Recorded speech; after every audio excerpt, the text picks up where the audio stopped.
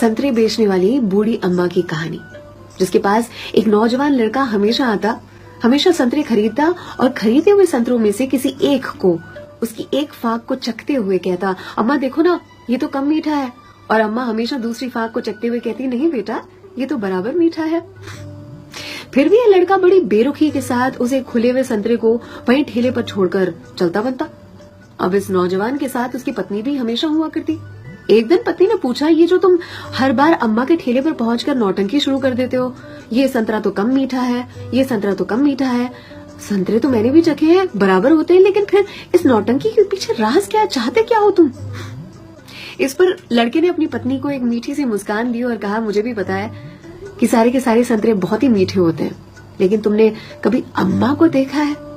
अम्मा इतनी गरीब है कि जो बेचती हैं उन्होंने कभी चखा भी नहीं होगा, इसीलिए तो एक खुला हुआ संतरा उनके ठेले पर छोड़कर आ जाता हूँ, मेरी ओर से उनके लिए।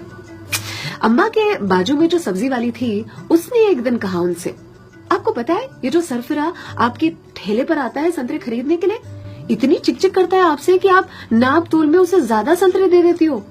इस पर अम्मा ने कहा कि वो कभी मुझसे संतरे की मिठास पर चिकचिक करता ही नहीं है, वो ये चिकचिक करता है मुझे संतरा खिलाने के लिए, एक छोड़कर जाता है। क्या मुझे पता नहीं है? उसकी चिकचिक में भी उसके प्यार की मिठास नजर आती है।